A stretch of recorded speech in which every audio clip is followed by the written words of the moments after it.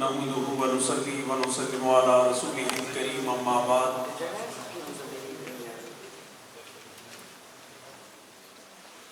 اعوذ باللہ من الشیطان الرجیم بسم اللہ الرحمن الرحیم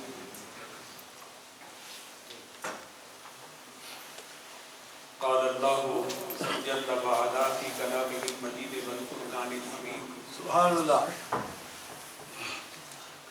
الا ان اولیاء اللہ لا خوف علیہم ولا هم یحزنون سبحان اللہ الذین آمنوا وکانوا یتقون صدق اللہ العظیم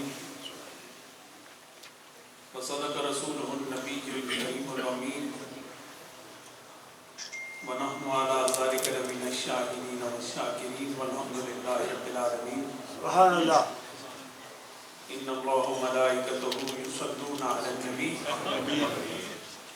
یا ایھا الذین آمنوا صلوا علیہ وسلموا تسلیما اللہم صلی علی سیدنا و مولانا محمد وبارک وسلم وعلی سیدنا و مولانا محمد وبارک وسلم علیہ صلاۃ و سلام علیک یا رسول اللہ وعلی آلک و اصحابک یا امام الاولین والآخرین سبحان اللہ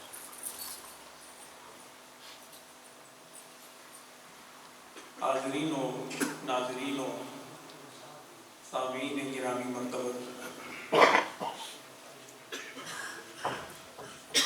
علماء ملت اسلامیہ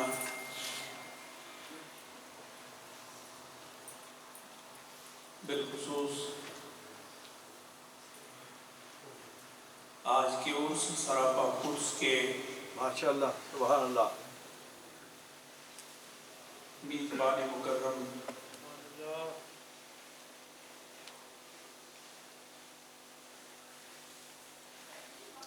محسن اہل سنت ماشاءاللہ آبرو طریقت سبحان اللہ حضرت علامہ پروفیسر ڈاکٹر پیر محمد ساجد الرحمان صاحب سبحان اللہ ماشاءاللہ نفع اللہ المسلمین بہ ماشاءاللہ اللہ اکبر اللہ اکبر وسلمہ الرحمن الی یوم المیزان سبحان اللہ سجادہ نشین آستانہ عالیہ نقشبندیہ مجددیہ بغار شریف اللہ پہلا موقع ہے اس قدر روحانور اور وجد انگیز اور اس کی روحانی محفل میں ماشاءاللہ شرکت سے روح کو ایک کیف و سرور میسر آ رہا ہے اللہ سبحان اللہ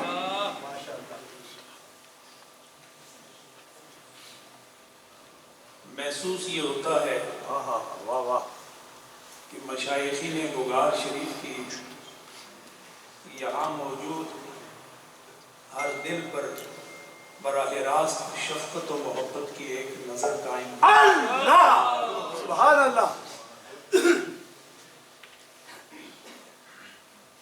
میں بہت اختصار کے ساتھ ایک موضوع کو آپ کے سامنے رکھنا چاہوں گا ماشاءاللہ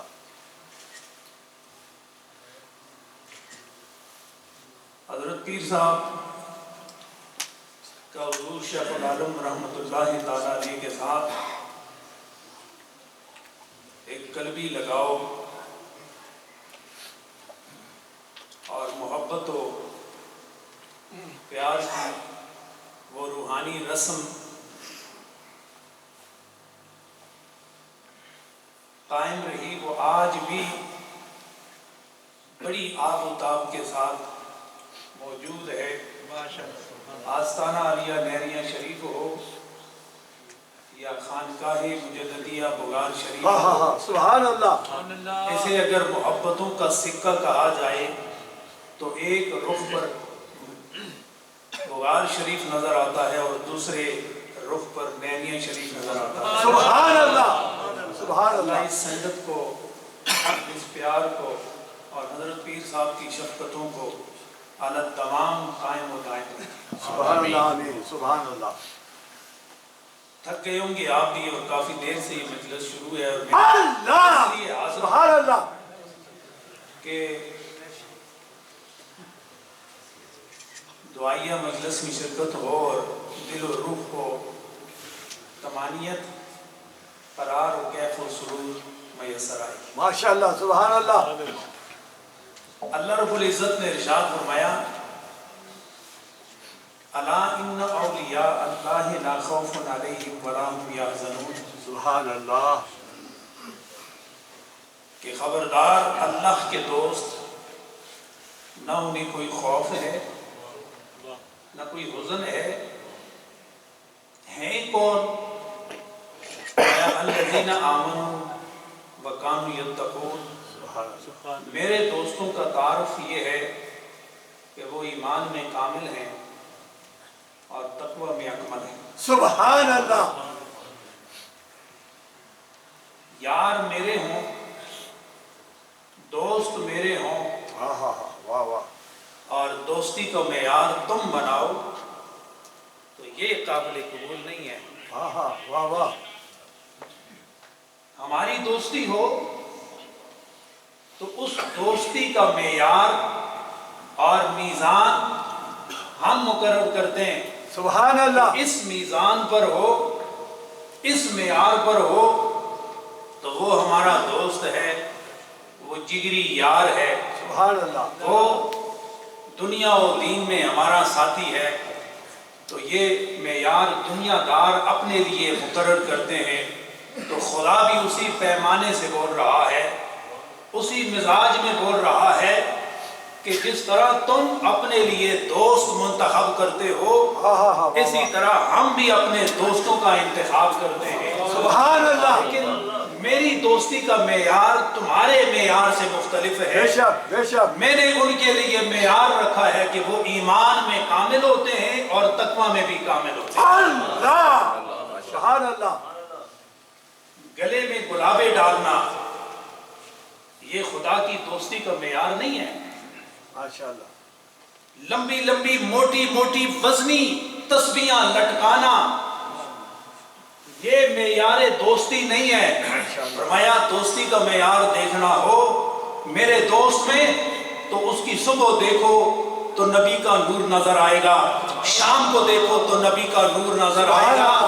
ہر میرے دوست میں، اس کے نشست و برخاست میں، اس کے اٹھنے اور بیٹھنے میں، اس کے سفر و حضر میں اگر میرے نبی کا نور نظر آئے تو اسے ہم اپنا دوست بنا لیا کرتے ہیں، اس لیے کہ اس کی اداؤں میں ہمیں اپنے محبوب کی ادا نظر آتی ہے، اور جس میں ہمیں اپنے محبوب کی ادا نظر آتی ہے اسے ہم اپنا محبوب بنا لیا کرتے ہیں۔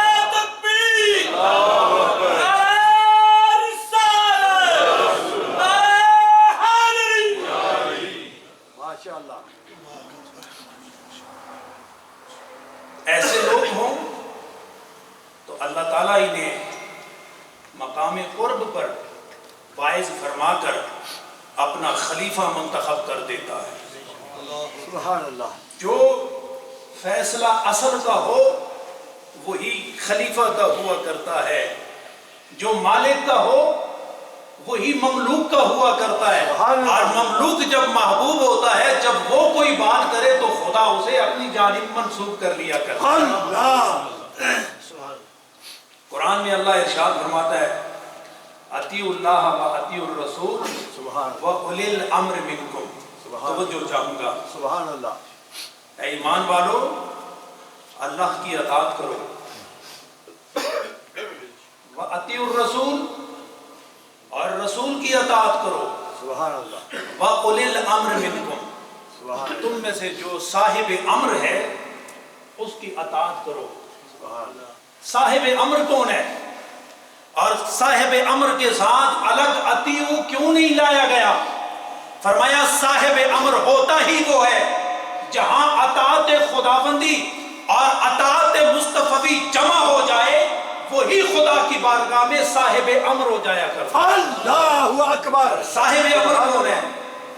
حضرت غوث اعظم رضی اللہ تعالی عنہ فرماتے ہیں صاحب امر وہ ہوتا ہے، صاحب امر وہ ہوتا ہے جیسے اللہ رب العزت اذا اراد شیئا ان یقول له کن فیکون، کہ اللہ رب العزت جب کسی شے کے متعلق ارادہ کرتا ہے تو اسے کہتا ہے کن فیکون، سبحان اللہ، کہ ہو جا، تو وہ عین ہی بغیر کسی تاخیر کے جب وہ ہو جائے تو یہ خدا کا امر ہوتا ہے۔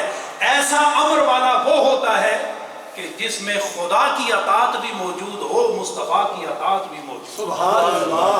تو حضرت غوث اعظم فرماتے ہیں کہ اللہ کا ولی اطاعت کرتے کرتے اطاعت مصطفی میں جب تمام منزلیں طے کرتا ہے اور جب خدا کی اطاعت کا مرحلہ آتا ہے اس میں بھی انتہا پر پہنچتا ہے، تو انتہا پر پہنچنے کی وجہ سے شریعت و طریقت کے تقاضے پورے کرتے کرتے جب صاحب امر بن جاتا ہے تو ایسا ولی جب کسی چیز کو کہتا ہے کہ ہو جا تو وہ بھی ہو جایا کرتی ہے، اس لیے کہ خدا نے اسے صاحب امر بنا دیا۔ اللہ اکبر، سبحان اللہ، صاحب امر ہوتا ہے۔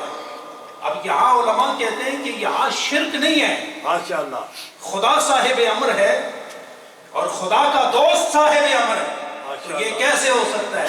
فرمایا یہاں شرک نہیں ہے، شرک وہاں ہوتا ہے جہاں طاقتیں دو ہو۔ اللہ اکبر، یہاں طاقت مٹ چکی ہے، اللہ، یہاں ولی اللہ نے اپنی طاقت کو ختم کر دیا ہے، اپنی مرضی سے فنا ہو گیا ہے، اپنے علم و ادراک سے فنا ہو گیا اور اس مقام پر پہنچ گیا کہ جہاں خدا نے فرمایا تو نے اطاعت مصطفی میں ساری زندگی بسر کر کے میری اطاعت میں کامل مقام حاصل کر کے اپنی ذات سے فنا ہو گیا، اب میں تمہیں اپنی محبتوں میں ایسا دوام اور ایسا بقا عطا کرتا ہوں کہ میری صفات کا تو مظہر بنے گا۔ میں کسی چیز کو کہتا ہوں کہ ہو جا، وہ ہو جاتی ہے، فنا کے منزل پر رہتے ہوئے میری بقا کا نور جب تیرے اندر آئے گا تو بھی جب کسی چیز کو کہے گا ہو جا تو وہ ہو جائے گا۔ اللہ اکبر، سبحان اللہ، یہ مقام سبحان امر اللہ، ہے، یہ ایسے نہیں ملتا، یہ گلے میں گلابے ڈالنے سے نہیں، لمبی لمبی چوبوں سے نہیں ملتا، ماشاءاللہ، یہ اسے ملتا ہے جس کا عقیدہ درست ہو، سبحان اللہ، جس کا عمل درست ہو، سبحان اللہ، جس کی نگاہ پاک ہو، جس کا تارے تنفس پاک ہو، جو خیالات میں پاک ہو، جو مقالات میں پاک ہو، جو اندرونی دنیا میں پاک ہو، جو ظاہر میں پاک ہو۔ جب پاکی گزرتی گزرتی اس مقام پر پہنچ جائے تو خدا اسے اپنی محبوبیت کا مقام عطا۔ سبحان اللہ، حضرات گرامی، حضرت امام غزالی واہ واہ، رضی اللہ تعالی عنہ سبحان اللہ، 55 سال عمر پائی ہے اور 1000 سے زائد کتب انہوں نے تحریر فرمائی۔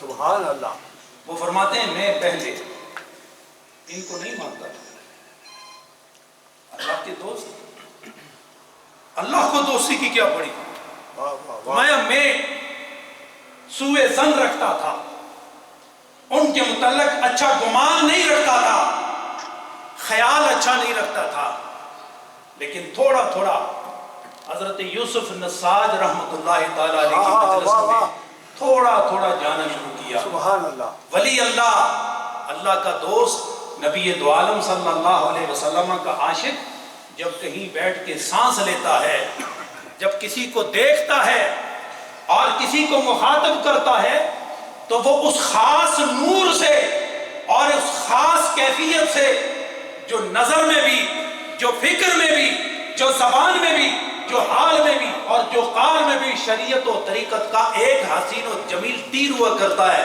جب نظر سے چلتا ہے، جگر سے پار ہوتا ہے تو دل کے سارے میل کو دور کر دیا۔ سبحان اللہ، حضرت امام غزالی کہتے ہیں جب جانے لگا آہستہ آہستہ دل کی دنیا بدلنے لگی۔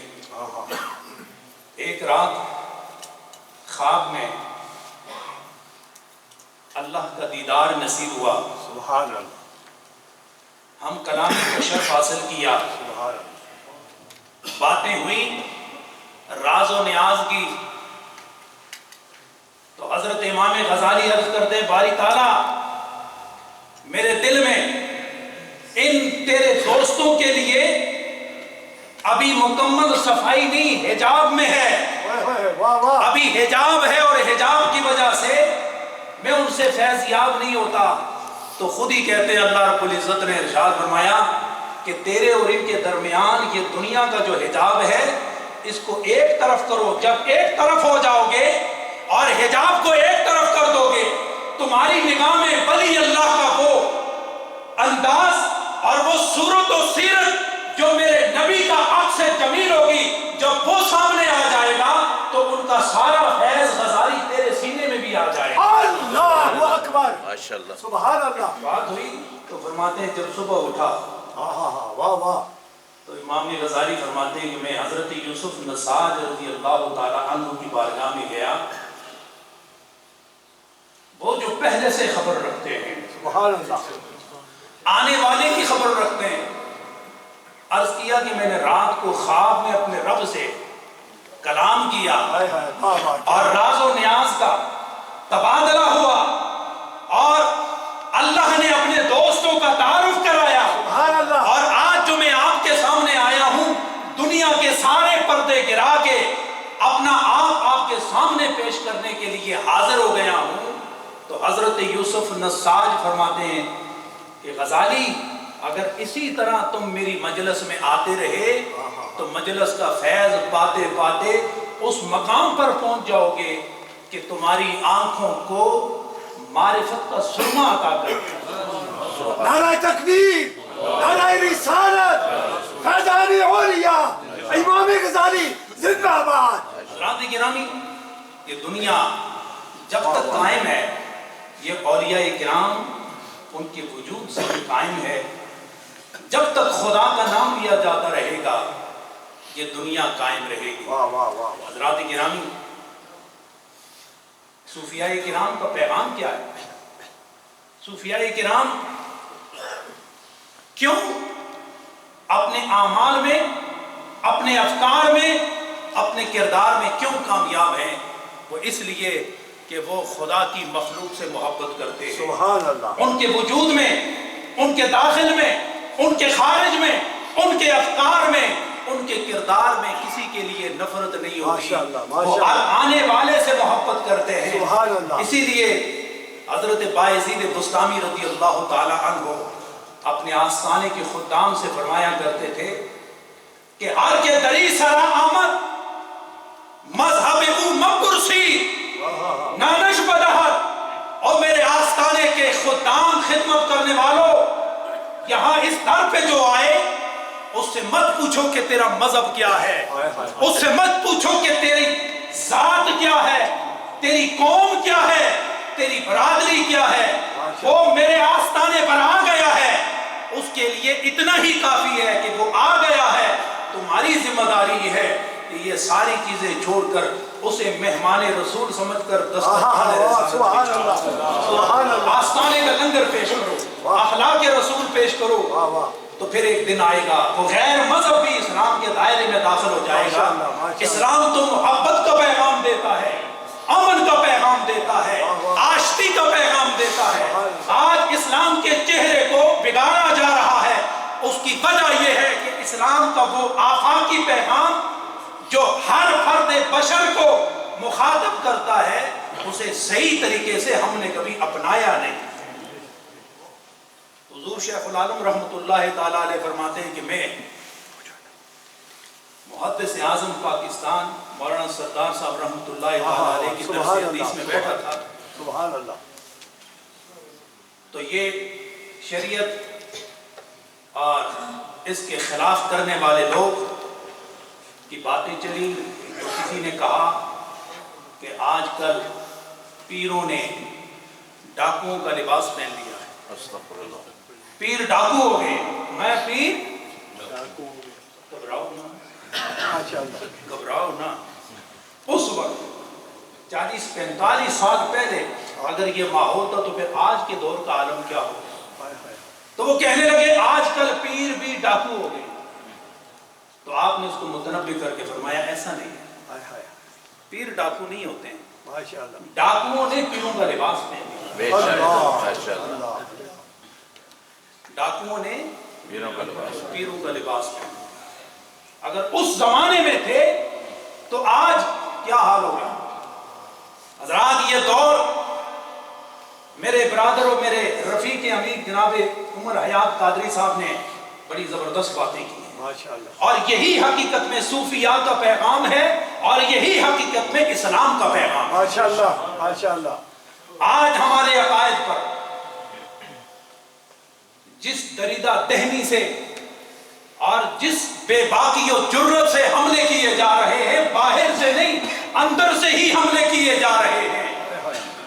حضرات وہ صحیح العقیدہ علماء اور وہ صحیح العقیدہ صوفیاء جن کا دامن نصیب ہو جائے تو ان کی وجہ سے دنیا بھی حسین اور آخرت بھی محفوظ ہو جائے. حضرت امام بصری رضی اللہ تعالی عنہ سے کسی نے پوچھا کہ اے امام بصری، دنیا پہ نظر رکھنے والے اور آخرت پہ نظر رکھنے والے اور دنیا اور حیات کی حقیقت سمجھنے والے اتنا بتائیں کہ دوستی کے قابل کس کو سمجھا جائے؟ واہ واہ. ہم کس کو دوست بنائیں؟ دنیا دار اپنی دنیا داری کو چمکانے کے لیے کسی دنیا دار کی دوستی اختیار کرتے ہیں. ہم اہل روحانیت آپ کا لنگر کھانے والے اگر ہم دوستی اختیار کریں تو کس کی دوستی اختیار کریں؟ تو آپ نے فرمایا دوستی اختیار کرنی ہو تو پھر دیکھو وہ شخص جو تمہیں آخرت میں فائدہ دے اس کی دوستی اختیار کرو. سبحان اللہ. یہ صوفیاء کرام جو عقیدے کا پرچار کرتے ہیں، عقیدے کے تحفظ کی ضمانت فراہم کرتے ہیں اور اعمال کی اصلاح کرتے ہیں، دنیا اور دنیا کے جمیلوں سے نکال کر یا تو در مصطفیٰ دکھاتے ہیں یا در خدا دکھاتے ہیں. یہی وہ صوفیاء کرام ہیں جو عقائد کو بھی مضبوط کرتے ہیں اور اعمال کی اصلاح بھی فرمائے. اللہ اکبر. سبحان اللہ. آج کل کتنا خوفناک مرحلہ ہے. ابھی میں پیر صاحب سے بات کر رہا تھا، انہوں نے بھی ارشاد فرمایا اپنے آپ کو 2 حرف پڑھنے والے، ذات پر فخر کرنے والے، صحابہ کرام اور اہل بیت کے درمیان حکم بننے کی کوشش کرتے ہیں، جج بننے کی کوشش کرتے ہو. تمہیں معلوم نہیں قرآن کے صفوں میں، قرآن کی سطروں میں جن کی صحابیت کا، جن کی محبوبیت کا تذکرہ ہے اور جن کے لیے فرمایا گیا کلم وعد اللہ الحسنى، اے نبی تیرا کلمہ پڑھنے والے، تجھے دیکھنے والے، تجھ پر جان چھڑکنے والے، اپنی اولادوں سے گزرنے والے، اپنے خاندانوں سے گزرنے والے، یہ صحابہ وہ ہیں کہ جن سے ہم نے جنت کا وعدہ کر لیا. اب جو بھی تیرا صحابی ہے وہ جنتی ہے اس لیے کہ ہم تیرے سبب سے انہیں جنت عطا کریں. اللہ اکبر. سبحان اللہ سبحان اللہ. یہ مقام کس سبب سے ملا؟ ایک ہی سبب ہے اور وہ ہے جناب محمد الرسول اللہ صلی اللہ علیہ وسلم. میں ایک جگہ پڑھ رہا تھا اور بڑی خوبصورت بات میں آپ کے سامنے عرض کر کے گفتگو ختم کرتا ہوں. کسی نے سوال اٹھایا اور یہ بات سمجھنے سے تعلق رکھتی ہے اور یہ ایک میزان ہے کہ حضرت عائشہ افضل ہے یا حضرت فاطمہ الزہرا افضل ہے. سبحان اللہ. تو پہلے مرحلے میں تو بندہ مشکل میں پڑ جاتا ہے. اللہ اکبر. کبھی نظر حضرت عائشہ کے پاپوش پر جاتی ہے اور کبھی تو حضرت فاطمہ سلام اللہ علیہ کے پاپوش مبارک پر جاتی ہے کہ ان کے متعلق کیا کہوں، ان کے متعلق کیا کہوں. ہم قربان جائیں ان صوفیاء کرام پر جن کی نظر ہر وقت حقیقت پر رہتی ہے اور حقیقت ہی کو بیان کرتے ہیں. میں یہ کون سی بڑی مشکل ہے، اس کا تو بڑا آسان کو لیا ہے. جب حضرت عائشہ کو دیکھو کہ وہ بیٹی کس کی ہے، اللہ اکبر. حضرت عائشہ کو دیکھو کہ وہ بیٹی کس کی ہے، پھر دوسری طرف دیکھو کہ حضرت فاطمہ بیٹی کس کی ہے. اللہ اکبر. اور اگر باپ ہونے پر فیصلہ کرنا چاہو تو چونکہ وہ محمد عربی کی بیٹی ہے، اس بیٹی کی حیثیت سے حضرت فاطمہ حضرت عائشہ سے افضل ہے، اور اگر بیوی ہونے کے اعتبار سے دیکھنا چاہو تو حضرت عائشہ ام المومنین ہیں، حضور صلی اللہ علیہ وسلم کی زوجہ محترمہ ہے، اور حضرت فاطمہ حضرت علی المرتضیٰ کی زوجہ ہیں، اور جب ان کا تقابل کرو تو بلا شبہ وہ علی ہے اور یہ نبی ہے، یہ نبی الانبیاء ہے، ان سے منسوب ہونے والا ہر ایک سے افضل ہے۔ تو جب ادھر دیکھو گے تو حضرت عائشہ ام المومنین ہے، وہ حضرت فاطمہ سے افضل نظر آئے۔ اللہ اکبر۔ کیوں؟ یہ فضیلتیں در رسول سے آل رسول کو بھی ملی ہے اور صحابہ رسول کو بھی ملی ہے، سبحان اللہ۔ اور اسی لیے میرے نبی نے ارشاد فرمایا احبوا اہل بیتی، سبحان اللہ۔ میری آل سے محبت کرو، لحبی، میری محبت کی وجہ سے، کیونکہ میں اپنی آل سے محبت کرتا ہوں، تم بھی میری آل سے محبت کرو۔ اور صحابہ کے لیے فرمایا کہ وہ میرے صحابہ ہیں، ان سے محبت کرو، اور اگر کسی نے ان سے بغض کیا تو وہ یہ سمجھ لے کہ مجھ محمد سے بغض رکھ رہا ہے، اور جو مجھے تکلیف دے تو پھر وہ یہ سمجھ لے کہ وہ خدا کو تکلیف دے رہا ہے۔ بڑا آسان فیصلہ ہے۔ آج کل اپنے عقائد کے تحفظ کے لیے کوشش کرو، سمجھو اپنے عقیدے کو، تمہارا عقیدہ کیا ہے، اہل سنت نے کیا دیا ہے۔ اور میں یہاں بوانگ دہل کہنا چاہوں گا، پیر ساجد الرحمان صاحب نے بڑی زبردست بات کی، اور میں یہاں اسے ہی بیان کرنا چاہوں گا۔ آپ فرماتے ہیں کچھ بھی نہ کرو، تمہیں تمہارے اسلاف نے جو عقیدہ دیا ہے، واہ واہ، تمہیں تمہارے اسلاف نے جو عقیدہ دیا ہے وہی عقیدہ اپنی آل اولاد کو دے دو، تمہاری نجات ہو۔ سبحان اللہ۔